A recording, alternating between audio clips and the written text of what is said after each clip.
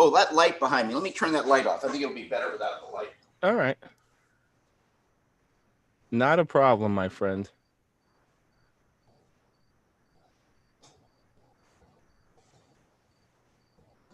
There was some glare, so let me see if this got rid of the glare. Yeah, I have the same problem because I can't see without my glasses anymore. So the computer screen. But you look very handsome. Oh, well, thank you. But makeup and formaldehyde will do us wonders. All right, everybody. The time is 8:03 p.m. East Coast time. We are joined live here on Animal House Radio with our dear friend, very good friend of the show. Always a pleasure to hear from him. Please welcome back the iconic Burt Ward. Well, hello, citizen. I love it every time. Oh, Bert, it's amazing. Every time we ask of you, you come on, and it's always a pleasure to catch up with you. And you're doing so many great things. And I am I'm impressed by the whole dog food, Gentle Giants dog food, and then you're expanding and growing. You're growing and expanding faster than my waistline. I'm so jealous. Well, I'll tell you, this is my wife and my charity. Now, actually, our cat food is coming out next month. We've got cats, our own cats. We're on our food that have lived up to 31 and 32 years on our cat food. So our goal, really, it's our charity. My wife and I don't take any salary from this, but we love dogs and we love cats. Actually, we love all animals. And it's our desire to try to make a better world for them and for us, and for their pet parents. So it's taken 25 years of our life to develop a feeding and care system and a very special food for dogs. And we're honestly thrilled that we can have dogs consistently living into their mid to late 20s, up to about 27 and a half years. And now we're in Walmarts and Targets all across the country, online with all the, online companies, Target, Walmart, Chewy, PetSmart, Petco, Tractor Supply. But the key thing for us is that how do we help our pets live longer and healthier with a better quality of life? And we've rescued 15,500 dogs in 26 years. We always have a minimum of 50 in our house with us, which is a challenge. Right. If you think about it, imagine living with 50 dogs in your house for 26 years. That's 7 days a week, 24 hours a day. And, we have mainly big dogs. And when I say big dogs, I mean like really big dogs. Oh, wow. We have the world's largest dog here. He stood on his hind legs, 7 feet, 5 inches tall, 4 inches taller than Shaquille O'Neal. And he weighed 305 pounds. His name was Avalanche, which is, I think, appropriate because when he came upon you, and the sweetest dog in the world, but he had this knack that if people were seated, he would kind of just come over for you to pet him. Then all of a sudden he would flop down in your lap. Oh, and I wow. got to tell you, not anyone was ever able to get up without me getting him off. You can't get 305 pounds of living dog off your lap without some help. But That's so funny. Yeah. But we have little dogs here. We have these little tiny ones. Have you ever seen those hairless dogs? With the one with the tongue hanging out of the mouth. Yeah. One year they call them the world's ugliest dog. Well, I don't think they're ugly at all. I love them. They're they're called Chinese crescents, and there's a Mexican one too. But anyway, all of these dogs, we've got them living longer lives, and they all live together. They sleep together. They play together. I mean, I will tell you, it's a little inconvenient when I'm in my what I call my production room, because I do video and stuff here, and I want to get up to get a sandwich. Well, you got 50 dogs that are trying to get up, get through a double door even, and it get crowded going through double doors, right? To our kitchen. And there's no way in our kitchen that you could get 50 dogs, if you know what I'm saying. Right. So, but they're all trying to adjust and lie down and be comfortable. And so just about the time I get my sandwich, I'm going to head back, is when they're finally settled down. And of course, then they all get up, follow me back into where I work here. But we love them, and they're very special. Everyone has its own personality. And people that write to us, we get probably 1,100 people a week that are contacting us, or they're all like, I have questions about this or questions about that. But in fact, one guy last week wrote to me and said, "Thank you for your food." He said, "I'm very sad. I just lost my German Shepherd, but he was 23 years old and he was healthy till his last day." Wow. And that's the kind of satisfaction that Tracy, my wife, and I really get, because we're not taking money from this. We are though loving dogs, and we're caring about them. I don't know if you can see this guy here. Look at this. Wow. Okay. This is Wallace. She is an Irish wolfhound. Oh, with your head's in and out. Here, stick your nose in there. Anyway. Oh, that's funny. Very, very big dog. But you know something? The bigger they are, the more gentle they are. And they're Right. all quiet. You know, you can hear behind me. You don't hear anything. I mean, and I got probably only 20 in this room with me. Oh, wow. Because they go out and they go in the other rooms. They follow my wife around, always looking for a treat. Well, you got to worry about somebody breaking into your house with 50. No. But you know what's so funny? I got to tell you a funny story. When we have, because we've adopted 15,500 of them, and we recommend doggy doors because, you know, you can't always be there. And if your dog is trained to, you know, to go to the bathroom and stuff, you don't want them inside, you know, having to go and having to hold it. So we recommend doggy doors. So I can remember there's been several people through the years that have said, well, for a dog that big, I would never have a doggy door, because if somebody wanted to break into my house and they could see that, they could get right through it. I said, well, let me ask you a question. Do you think if they see a doggy door that big that they think a Chihuahua's on the other side of that dog? No way. That's too funny. You know, it was amazing what you told me. It was 7'5". You got to get that dog on the pro wrestling circuit. Well, you know, the thing is, I have had several of them that big. They are just not quite. I mean, I've probably had 3, I should say, that big that were up over 7 feet to 7.5 feet. And what's interesting, to give you a perspective how big they are, when they're on all fours, you know what I mean? Just like a regular dog walking, at the lowest part of their back is about 5.5 inches above your kitchen counter. So you can kind of visualize your kitchen counter and think of a dog whose back, the lowest part of their back is 5.5 inches above your kitchen counter. It's like a little pony, you know? Wow. And you specialize in the giant breeds, right? They call them? Yes. Right. Yeah, the giant breeds. They're Great Danes, St. Bernards, Irish Wolfhounds. We have 45 different breeds, and I would say probably 30 to 35 are the giant breeds. The other are small breeds. We of course, you know, if you are rescuing, the kind of person that rescues will rescue any life in danger. So through the years, we've rescued probably, 300 cats. We've rescued horses. We worked with Horse Aid rescuing horses. We've actually had sheep here, goats. I had, over a period of time, 5 pigs, you know, and one of them was this baby potbelly pig that we had on a leash. And that pig came right in with the dogs. And of course, the dogs looked at that pig and said, "That's one ugly dog." But but they're even potbelly pigs are beautiful. But it was just interesting how all these animals, believe it or not, they can actually get along with each other. You know, I think probably the most unusual animal I've had in my house is a friend of ours has a camel, a full-grown camel, and has come in our house with a camel, which we actually, thank goodness, we have. They have to well, you know, they're at the lowest part of their back. They're about 7.5 feet tall. So they have to completely put their head down, almost like one of these tractors scooping up something to get under our doors for them to get in, you know, and but they're incredibly loving. And this one loves dogs. It was raised with dogs. I mean, I don't know if you've ever seen a camel up close in person where you can pet it, but their heads are they're like 2.5 to 3 feet long. Just the head of the camel. I was told by somebody who was stationed overseas.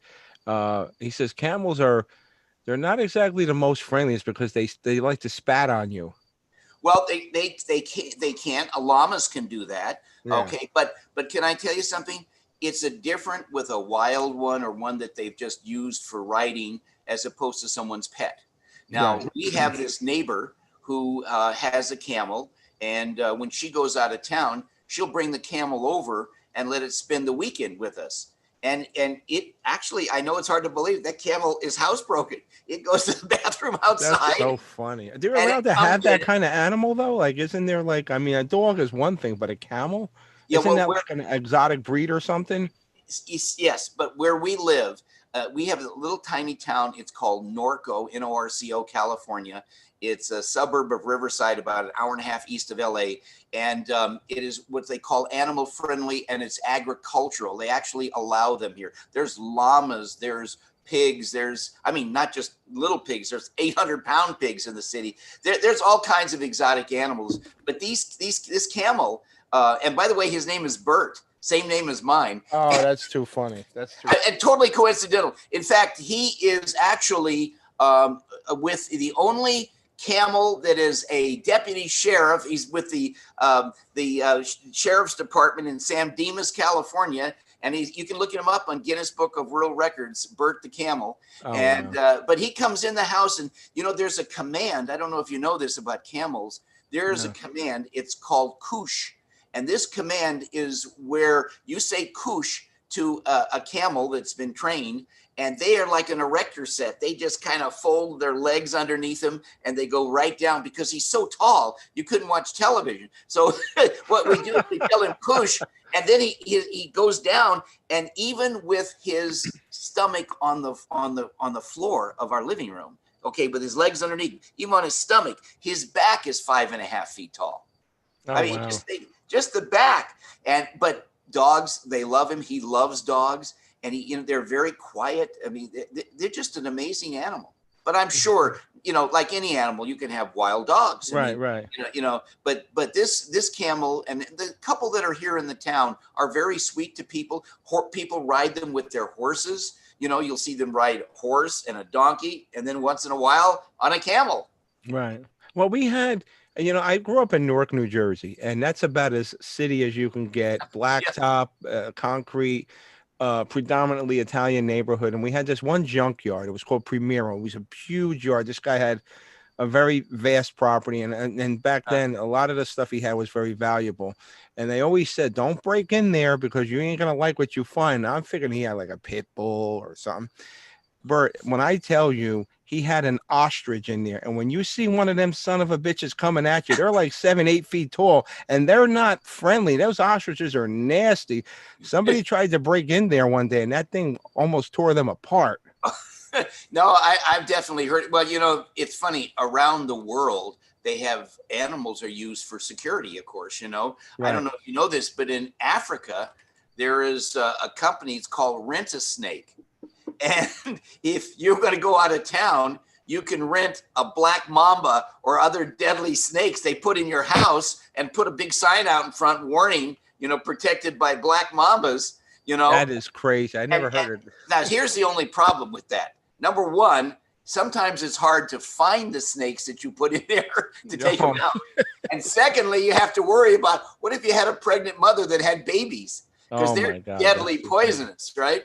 Yeah. Wow. But anyway, for most animals, we love them, and they do very well here. And we're really focused on our charity and, helping people keep their dogs and cats longer. I must tell you, for an older person who maybe their kids have moved out and that maybe they have a spouse or don't have a spouse, sometimes that dog is the only thing they have left in life, and they treasure that animal. And it's for those people that especially, that's why we don't take a salary, so we can keep the cost way down of our food. So it's much less price than what you'd pay, about half the price you pay in a pet store, but it's like the best quality. And it's a pleasure, when you can have your dog an extra 5 or 10 years longer, still running around like a puppy in their mid-20s. People can't believe that. They say, well, if you could keep a dog living that long, it couldn't be walking around. I mean, wouldn't it just barely be able to walk? No.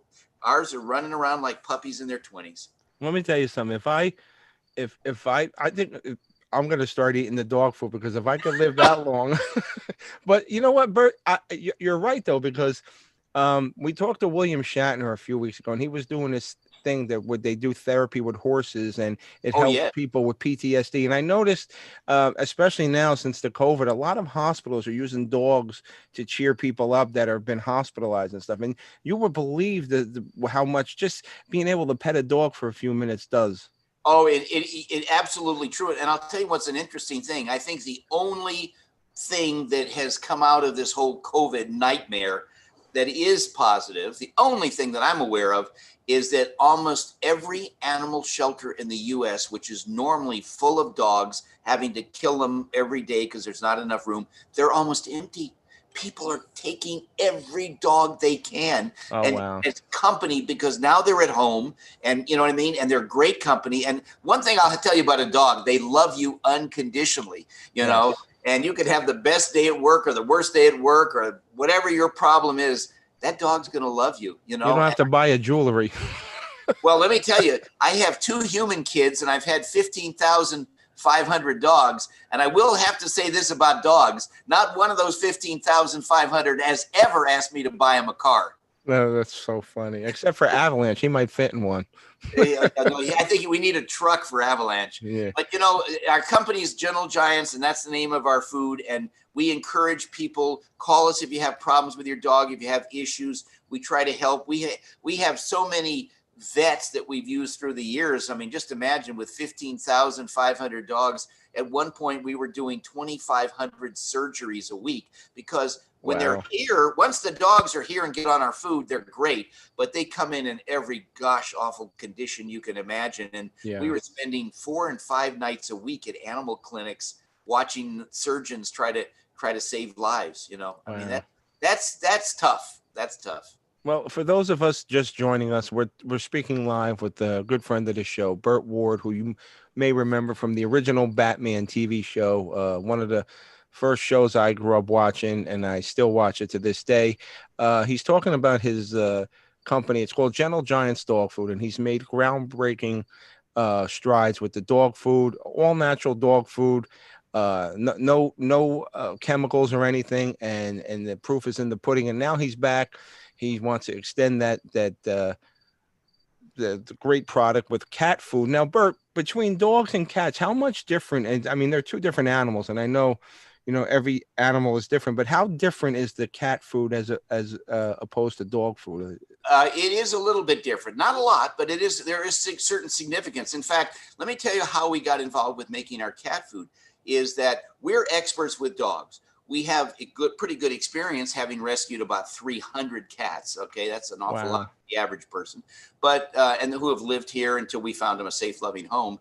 But here's what got us going with the cats is that 26 years ago, my wife took in some feral cats that when we have transports that literally bring dogs in from like Northern California or other states. So we had a transport come in with like 20 or 30 dogs just in one day.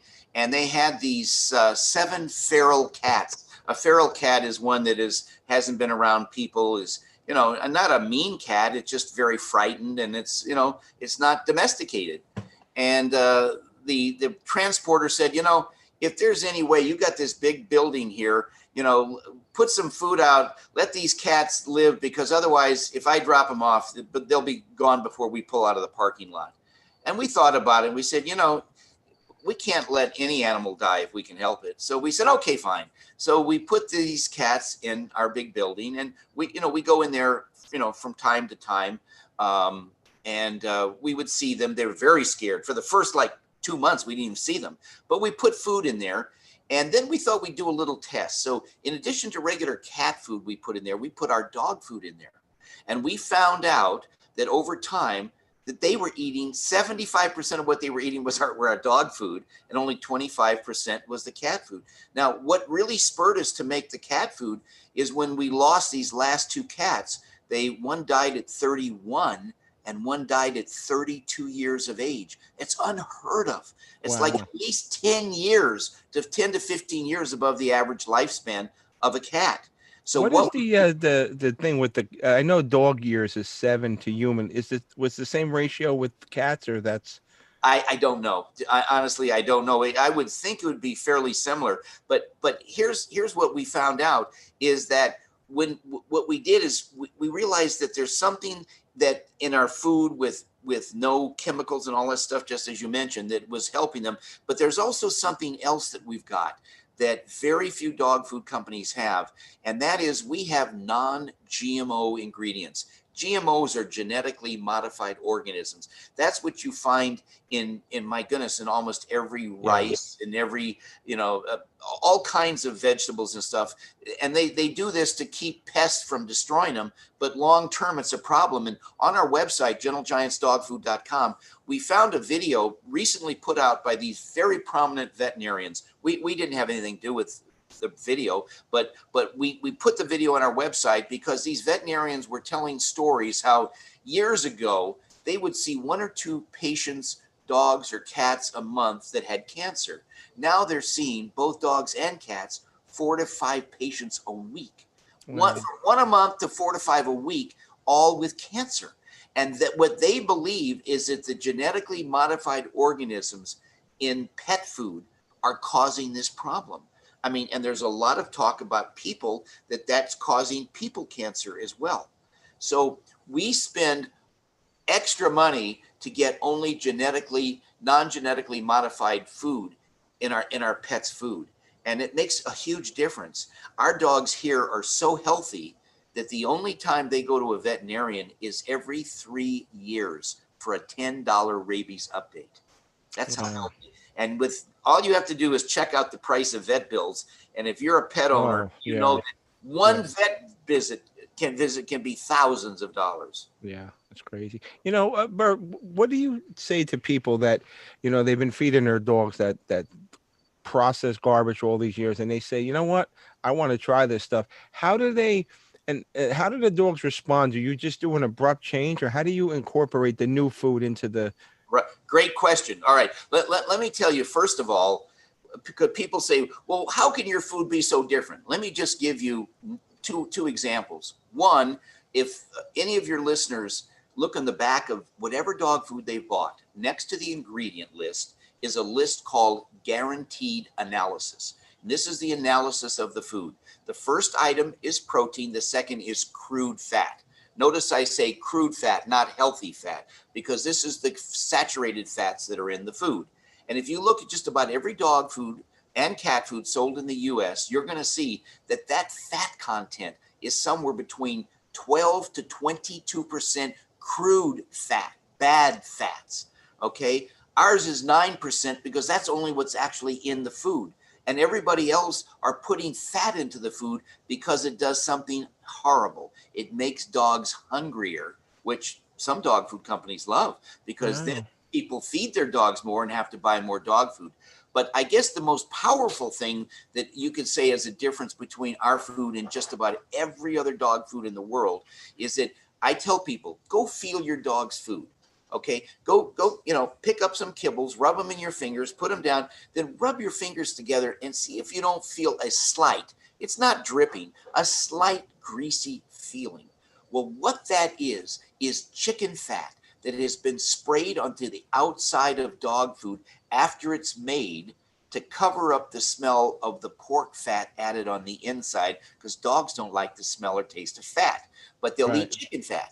So, but the problem is this, and people say, well, why is this such a big deal? I mean, are you telling me that my dog can live twice as long if I don't have that coating of fat on the outside? And I'm saying, yes. And they say, well, how does that make sense? Well, I said, think of it this way. Would you take bacon fat or chicken fat and pour it down your garbage disposal at home? Of course not. I said, why wouldn't you do that? Well, because it would clog it up. And once it hardened, I'd be buying a new garbage disposal. And I said, that's right. When you realize that animal fat will ruin a metal garbage disposal, what do you think is happening to the arteries and intestines of your favorite pet when every single meal, every single kibble, every single bite they take is encapsulated in animal fat? Ours is bone dry. And most people tell us after a month on Gentle Giants, they think they have a different dog. They can't believe it's the same dog. But you do have to transition slowly, because think of it this way. Eating a food that's full of fat is kind of like a person that's only ate meat and potatoes their whole life. And now for the first time in their life, they're having salads or fruit, right? It's a Right. huge difference. So the way we transition is we have the people mix the old food with Gentle Giants over a 1 week period in the following proportion. Day one, 80% of the old food, only 20% Gentle Giants, day one. Day two, 70% of the old food, 30% Gentle Giants. And it's 10% a day, 60-40 day three, 40-40, 50-50 day four, all the way up to at the end of the week, they're transitioned and their dog's system has a chance to adjust to our food. Wow, that's amazing. And for those of you who are interested, and I know a lot of our listeners and a lot of our servicemen and women overseas are animal lovers and dog and cat lovers, it's gentlegiantsdogfood.com. It's available at Target, Stop and Shop, Walmart. I mean, as a matter of fact, I was in a Stop and Shop and I'm shopping. All of a sudden, I hear Burt come over the loudspeaker. It was a commercial for the dog food. I'm like, oh wow! And people thought I needed a straight jacket. I know him. He was on our show. Looking at me like, get this guy a rubber jacket. Right. No, But yeah, well, we have to get out and promote, because you people, if they know that something can really help their animals live better, and people, the only complaint, I will tell you, I've got one complaint, and the one complaint I get is people say, you and your wife, you spend almost all your life caring for dogs. Why don't you do something for people? And I said, wait a minute. If I help you keep your dog an extra 5 to 10 years longer, don't you think I've done something for you? You're doing it's a dual Oh, purpose. well, I never thought of Definitely. it that way, Yeah. Yeah, because people love their pets. And there's lots of people that have charities for humans. We've taken, the pet that can't talk or can't ask for help, the ones that, are truly helpless if they're not cared for. They can't survive. A Right. dog or a cat can't, or just about any domestic animal can't survive without human help. Right. Now, Bert, what was the had this been a passion for a long time? What was the catalyst to start all this? Or have you been this way your whole life? Well, I've always loved dogs and cats, and in fact, it's funny, for our new cat food bag that's coming out, I was looking through some old photos, and I found a photo when I was doing Batman. Okay, but I mean, I was dressed in civilian clothes. Okay, and I was living at the time with 22 cats. All right, I had 22 cats in my apartment. All right, but here I have a photo, which I can't believe it. I could find it, and a beautiful crisp photo. So it's right on our cat food bag with me with 4 cats with my script on my lap, reading my script. And obviously at that time I looked exactly like I looked on television. So I put the Robin picture next to the Burt Ward picture. But it's the catalyst in the last number of years for us with dogs when we started 26 years ago is that we moved to where we are from Los Angeles. We have a daughter who was 3 at the time. We wanted her to grow up in a more of an agricultural world than a heavy urban city environment. And we thought we'd get her a dog. And I always liked Great Danes. My wife, as a child, had Irish Wolfhounds. So we were looking around for both of those breeds, and we heard about some Great Danes that needed rescue. And I was like, well, what do you mean, rescue from what? Well, what it was is that people who have pets sometimes have to give them up, bad things like divorce or bankruptcy or loss of their job or whatever it is. At that time when we started, there was a lot of military that were being having to go overseas, to fight wars. So we decided that, okay, well, let's rescue a dog. Well, we found out, because we put some feelers out, we rescued 2 Great Danes, and we heard about some other ones needing rescue, but we didn't think they were in immediate danger because they weren't in a shelter. I mean, if they're in a shelter, you better get them out quick, because there's too many dogs in shelters. They put down $1 million a month from animal shelters. That's crazy. It's very sad. Of which, by the way, 70% are puppies from puppy mills. But because they weren't in shelters, we thought, well, we're okay. We got 2, and if we hear one that's in a shelter, we'll take it. But in the meantime, let's just help our daughter learn care for pets.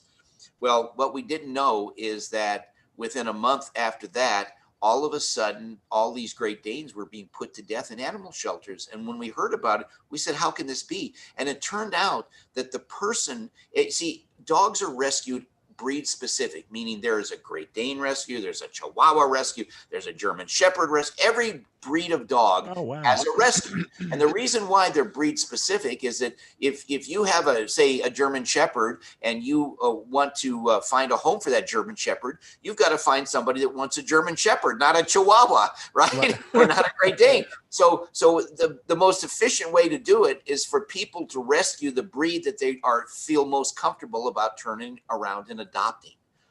So in our case, what happened was the Great Danes we didn't take were all put to death. And we said, well, wait, this is terrible injustice. How can, what's going on? We found out that the person in Southern California who had all of Southern California herself had died. And now every one of these Great Danes, every week in shelters all over Southern California, were being put to death. And I said to my wife, Tracy, and this is the first week in August 1994, I said, Tracy, we can't let these dogs die. How about just for a couple weeks? Let's just take these dogs for a couple of weeks.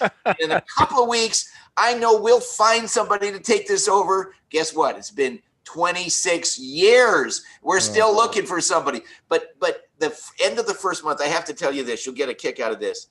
We start taking these Great Danes, and we'll hear this, and 4 here, and 6 here.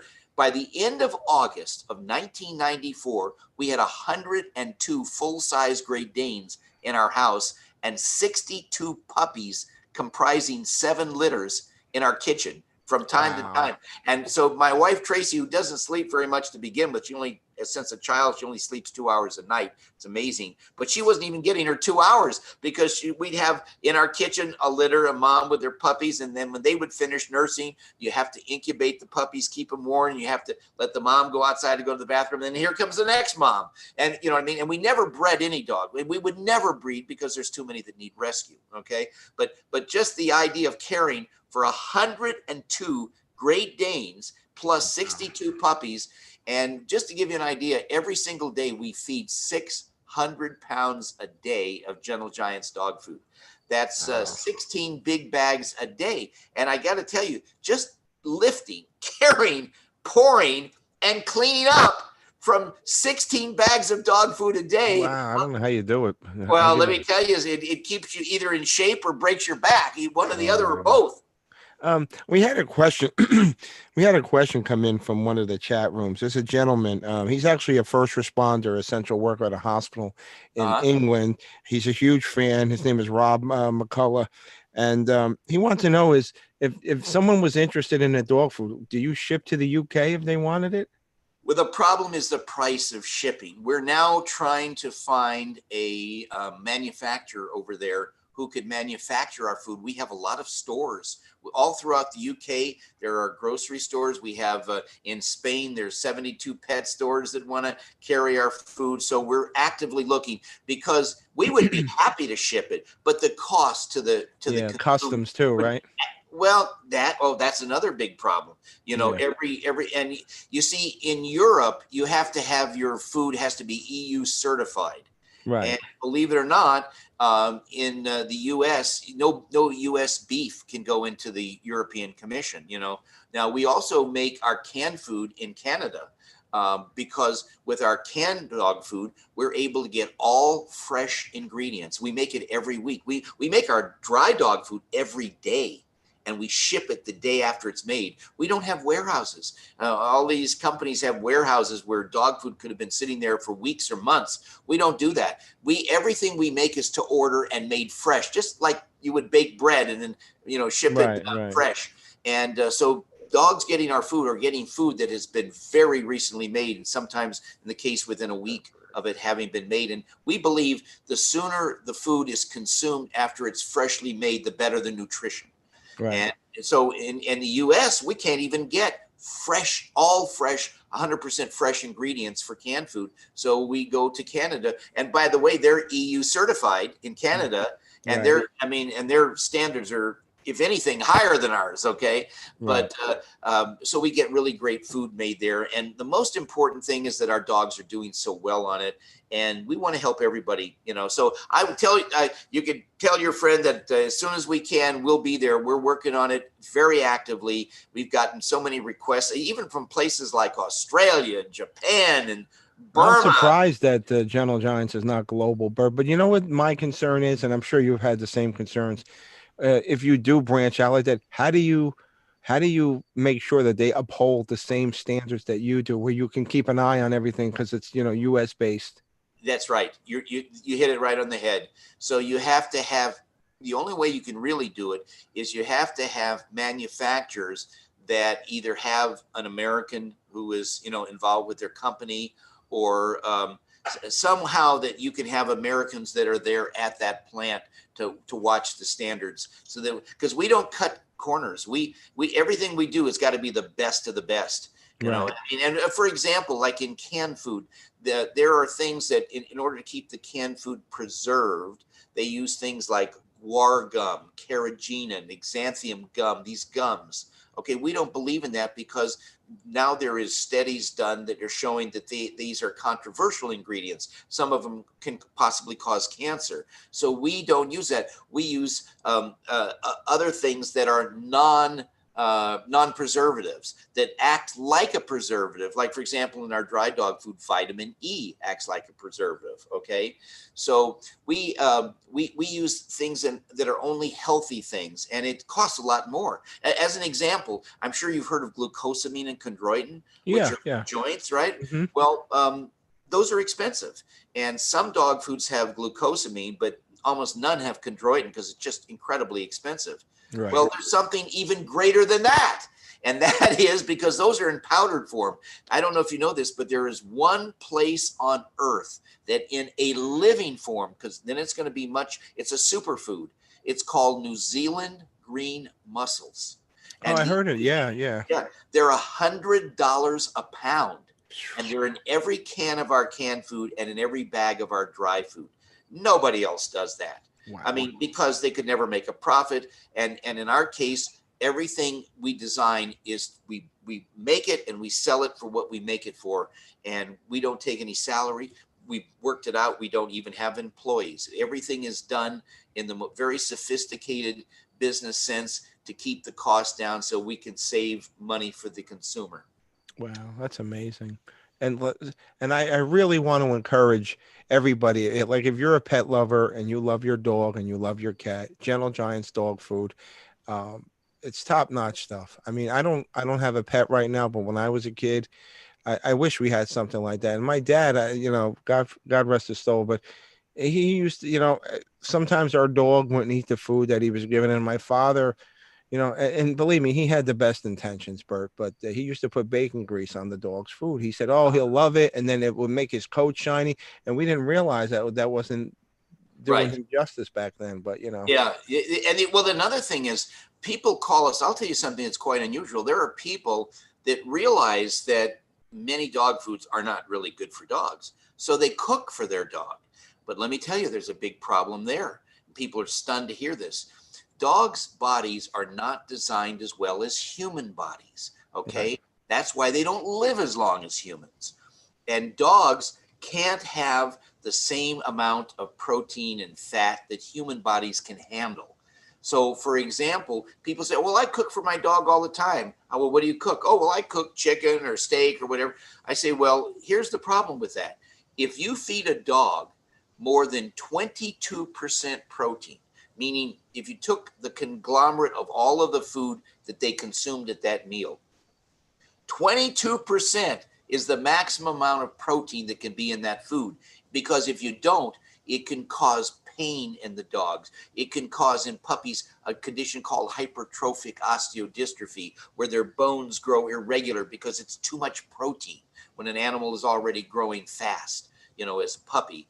And cause pain in dogs. Too much protein and the fat content. We never give more than 9% fat.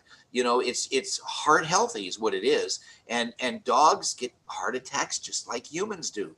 And they haven't developed the sophistication like humans that are on heart medicines and stuff like that. There are some pet medicines, but it's relatively new and it's not developed like human medicine. So the point of it is this, is that making the proper food for an animal, if you want to do it right, requires a huge amount of precision and knowing exactly what you're doing. And I even tell people, I said, they say, well, can I just add some chicken or this? I said, well, no, don't do that.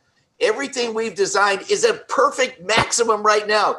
Anything you add to it, it's not going to help. In your mind, you might think it might make it tastier, but it's not going to help the dog. It's actually going to hurt in comparison to what is already there, already designed. So, it's fun.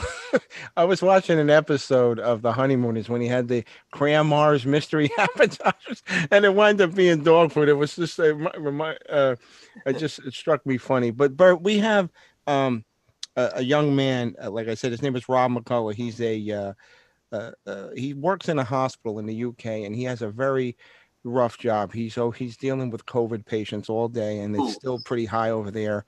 And he's a huge fan. And would you indulge us with a few questions about Batman? Sure, anything. I'm happy to do it. By the way, I think I got my star finally on January 9th on Hollywood. Yes. Hollywood Walk of Fame star. I tell people, waited 52 years. I'm a patient person.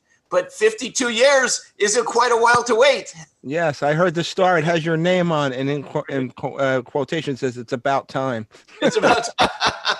And it's funny. One thing, it's right across from Adams. And it's funny the way they did this beautifully, because when you walk on Hollywood Boulevard, people in either direction, every other star faces you, and every other star faces the other way. So people, when they walk in either direction, get a chance to properly read them. So the way they did Adams and mine is very unique, because they actually had them facing each other, and there's about the same 3 to 4 foot distance that we would be when we were doing our scenes together. And it's right in front of the Guinness World Record Museum, which it's a cool place right there on the most famous part of Hollywood. I was very happy to see that, and it's long overdue and well deserved. But the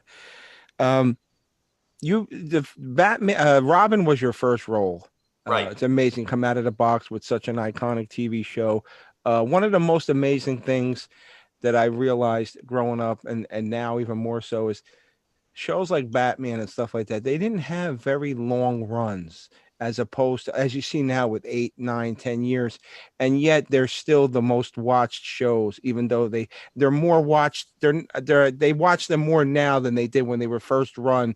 I would assume Batman's all over the world.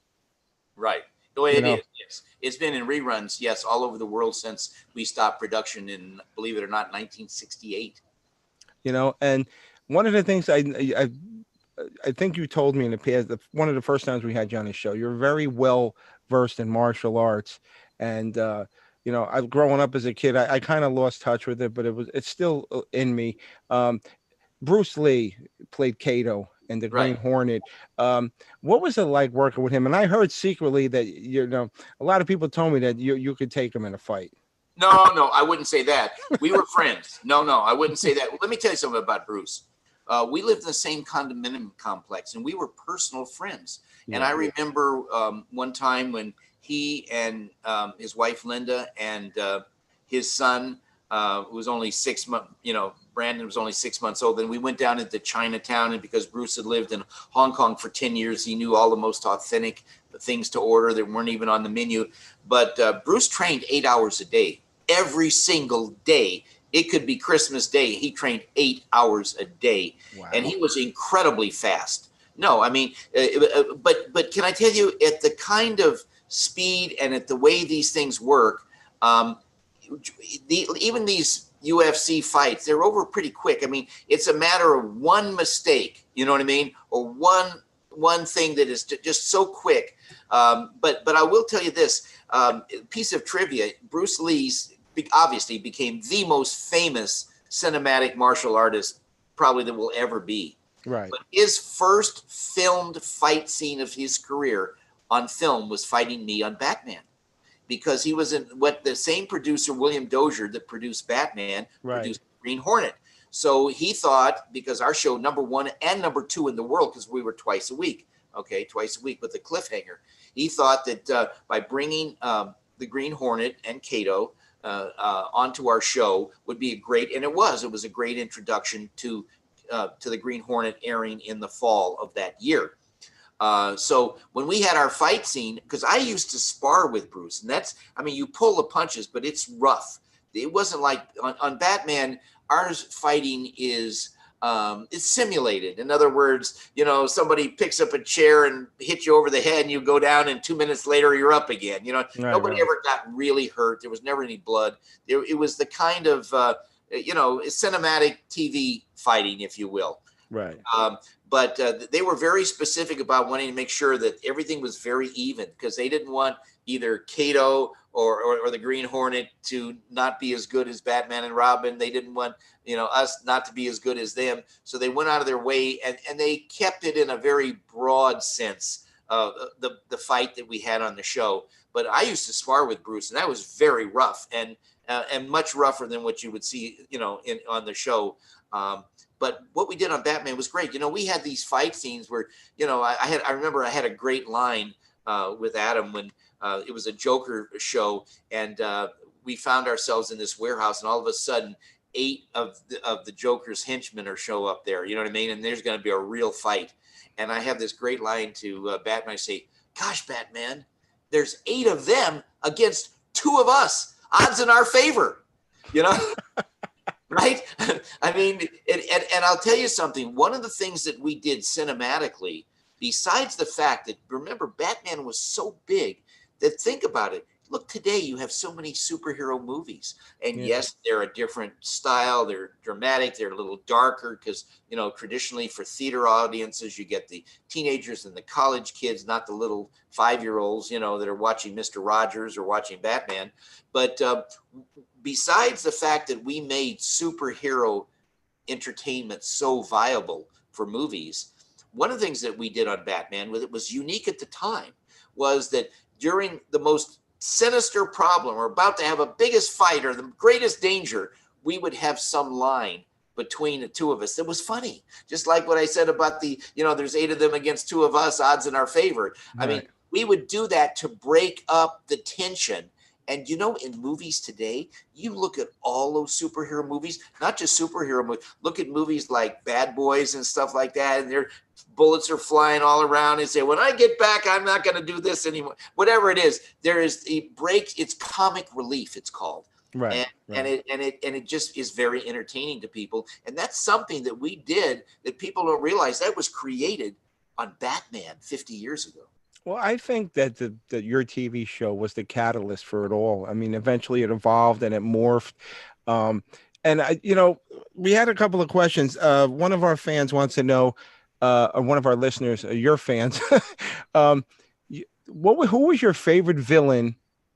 And then who was your favorite villain to work with? If it was 2 different people. Well, let me tell you, for me as a young actor coming on a show that every week had major stars, the only way I could describe it is I was like a kid in the candy store. I mean, every week, what a treat to see and meet these people that either I had watched them in movies or watched them on television.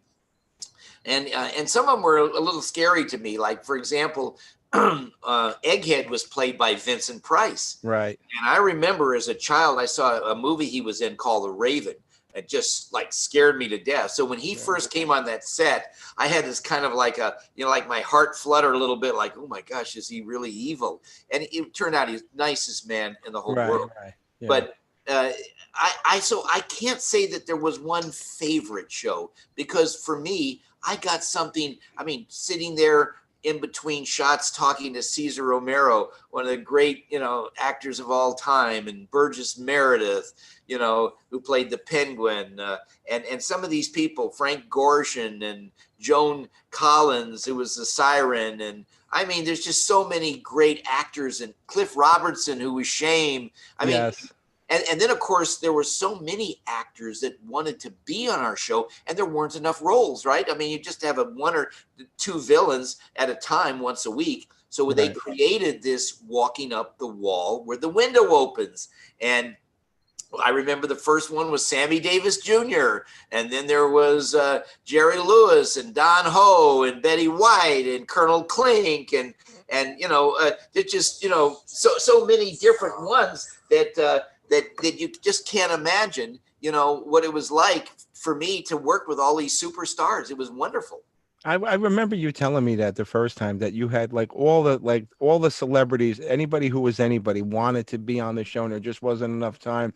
Um, Me personally, I love them all, and you know, it's weird. Even though he wasn't a main one, I loved Ed Art Carney as the Archer. Oh yes, yeah, You yeah. know, was there a lot of ad libbing, or you just basically you and Adam stuck to the script? In our case, there was some ad libbing when it needed to be done. For the most part, we followed the script, but there were some situations that, and also like Adam, he was such a wild and crazy guy. Oh, I Yeah. love Adam. He and I got along so well. We met just before the screen test. We screen tested together, and in 5 minutes of talking to Adam, I started laughing. I got to tell you, I've never stopped laughing for over 50 years. He Yeah. is just the nicest guy. It's so much funny. It's such a natural sense of comedic humor. But there were scenes. We had one scene with Batgirl. We were tied into the Siamese human knot. And we only had like two lines, like lean to the left, Robin, and I could get my arm out or something like that. So when Adam started out with like Robin, if you can move the fourth finger on your left hand 3 degrees to the left, I might be able to wiggle my ear to get it. And we start going on with each other. And the director, who's not looking at the script, all of a sudden after about 30 seconds says, "Wait a minute, cut, that's not in the dialogue. What is this? You're going on forever like this, So wherever we could, or when we saw something that was funny or an opportunity to make people laugh, that's when we would step in in fact, I'll tell you one scene that really was an eye opener. We got in trouble with the censors at that time. I mean, Really? Okay. oh my gosh.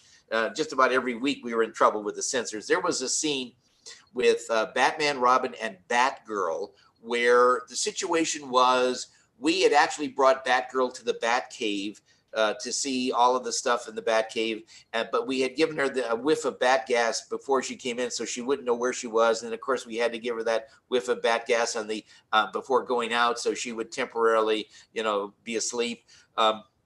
So anyway, we're in the Batmobile. We're leaving. I've got Batman driving. I'm in the passenger seat, and Batgirl is in between, and she's already kind of like knocked out.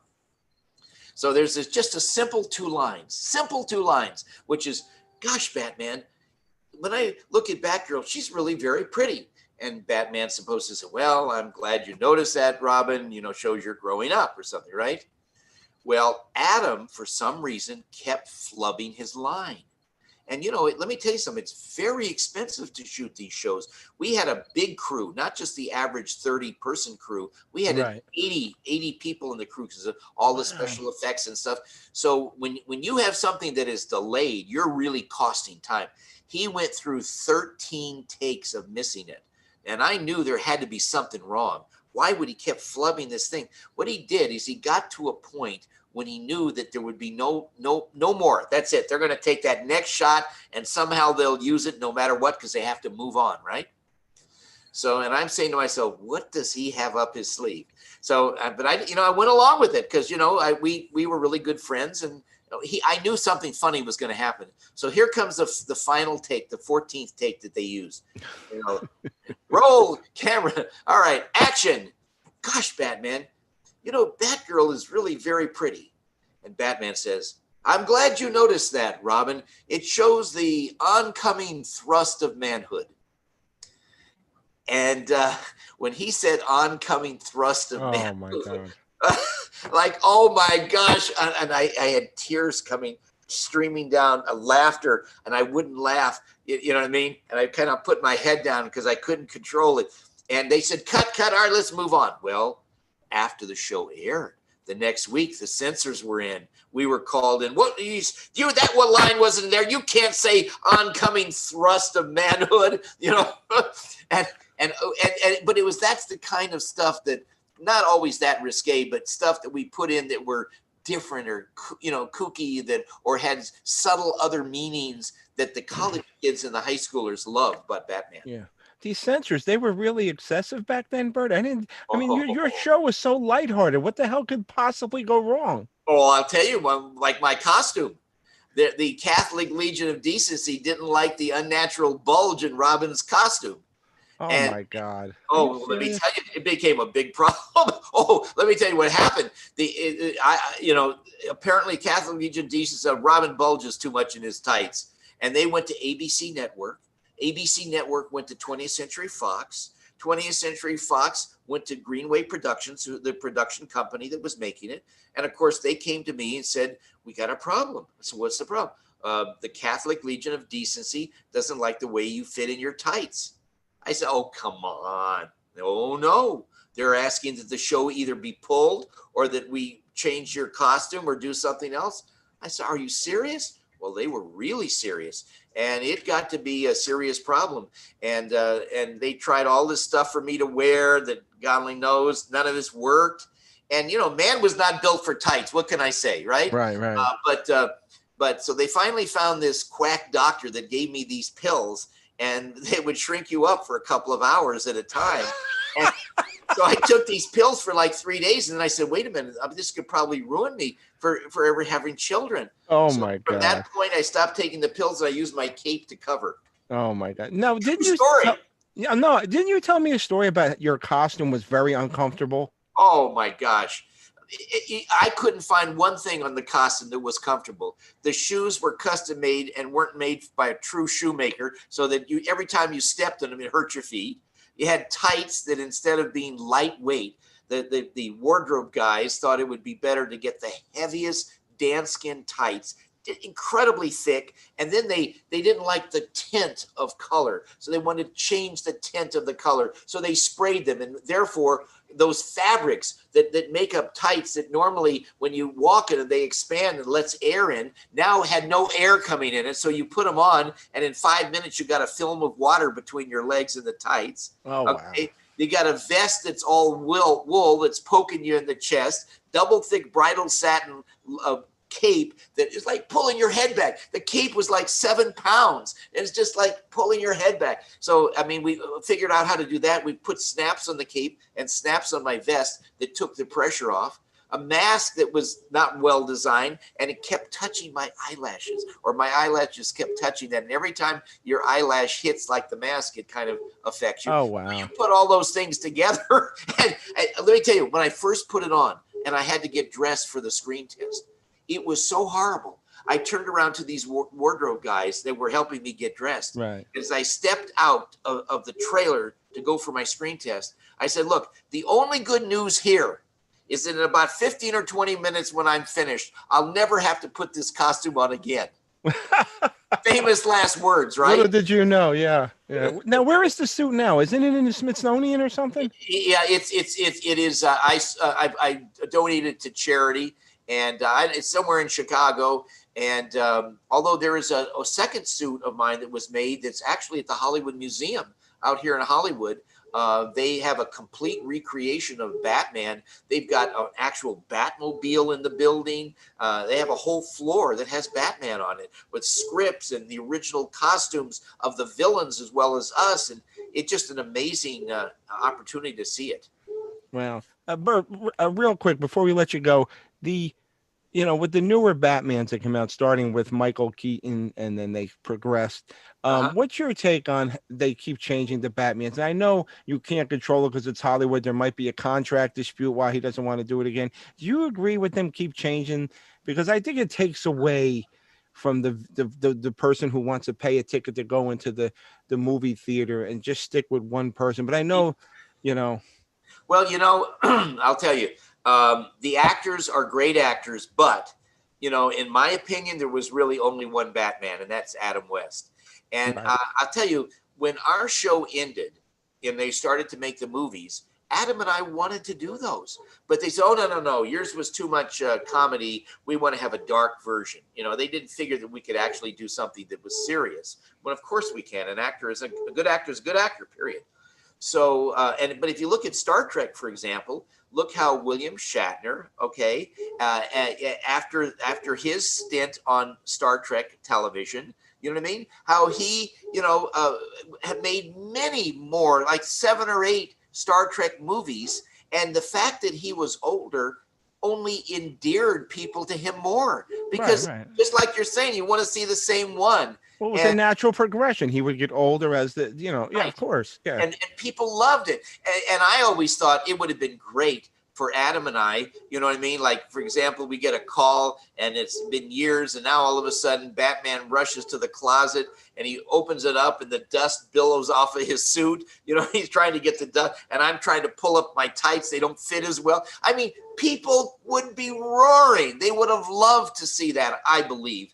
But no, they wanted to go with this super dark, thing. I mean, they've been very successful. I mean, but I just think I would have preferred, and I think the audience would have preferred us doing those roles. Oh, I think so. Yeah. And then you recently, a few years ago, you did the voice of Yes, on the two Batman. feature films, full-length features. Yeah, Warner Brothers, 2 features. Batman, Return to the Batcave, and the second one is one with, believe it or not, William Shatner was in it, and Batman versus Two-Face, and William Shatner played Two-Face. But they turned out great. One of them was voted best animated superhero film of the year. We love doing that. And then this last December, just 8 months ago, I was on Supergirl and made a guest appearance. They played that. What happened was on the Crisis on Infinite Earths, they played that, and my part was just before the main credits. You know what I mean? And a holy crimson skies of death, and I had that line, and it was a surprise for people, and so many people got a kick out of that, and it turned out really great. It was fun.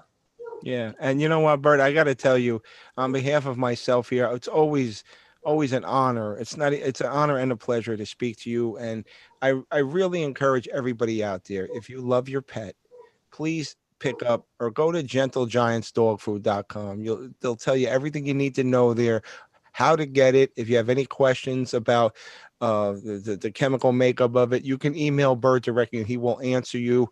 And I know once you try the product, you're gonna love it. And on behalf of myself here, as a lifelong fan who grew up watching it first run, and to all our servicemen and women out there, because right now, Bert, with all this nonsense going on, TV shows like Batman and all the other stuff, it's what I'm watching. I'm not watching the news. It's so depressing, the news. It's so disgusting. I'm watching anything I can to uplift myself, whether it be Batman, the Monkees, Sanford and Son. Everybody loves Raymond. That's all I want, because I'll watch the news, Bert. I'll get the bullet points and then I'm out. But other than that, I just want, because it's too depressing. I'm sorry. It is. It's a sad state, and I'll tell you, Tracy and I, this is our charity. Everything we do is with charity.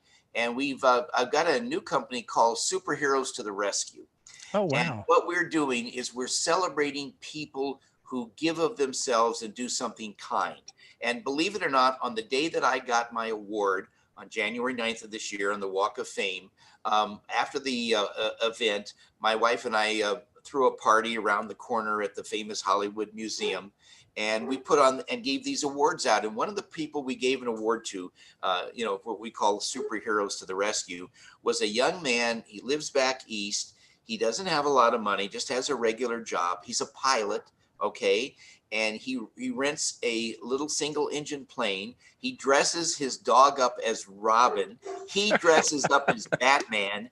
And he flies to various states back east to animal shelters that they're about to put dogs down. He rescues the dogs. And in these shelters, if they can't find someone locally to rescue that dog and they don't have room and there are more come in, they put the dog down. And what he does, he's got a whole network. So he might pick up, 2 or 3 or 4 dogs in one state and fly them to a different state where they have people that can take those dogs to save lives. And he pays for it himself. And that's his total life is doing that.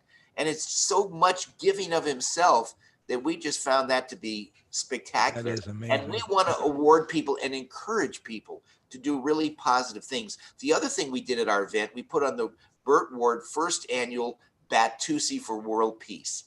Now, as you know, on Batman, there was the Batusi, right? Yes. Batman did.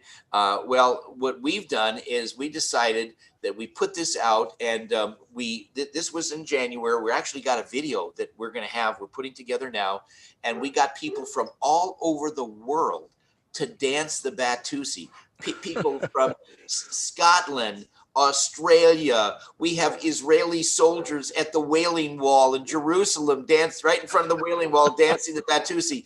For you know what I mean? All over the world, people, you know, in all the states, in Canada, just tons of different people simultaneously doing this, and all the whole idea was take a break from all the stress, as you were talking about, and for 3 to 5 minutes, let's have fun, dance, let everybody have some fun, and maybe we can try to take the pressure off in the world and try to help make a little bit better world for all of us to live in. And that's really what the concept is for world peace. And we're going to put this event on every January, right around the time that Batman aired, which was January 12th, 1966. But early January, to put this event on and really try to help bring out the best in people, to try to encourage people that, hey, listen, we can find happiness and we can all get along better, and let's make Absolutely. a special effort. Yeah, Bert, I couldn't agree with you more. And continued success with Gentle Giants Dog Food. Just as to remind everybody, gentlegiantsdogfood.com. Please go and check it out. If you don't have a pet and you know somebody that does, tell them, say, look, you want to keep your dog around for 3 to 5 years or possibly longer, get them started on this food. Bert, it looks like this COVID-19 has not slowed you down one bit, and Godspeed. God bless and stay safe. You know, you're always welcome on the show. And Thank you. I want to thank you again for your time, and please give my love to Avalanche. I will do that, and I'm sure he'll give a lot back. He is a very big dog. And as we said on Batman, to the Batmobile, citizen. Thank you so much, Burt Ward, everybody. Burt, God bless, and we will talk soon. Thank you. All right. Thank you. Take care. Bye-bye now.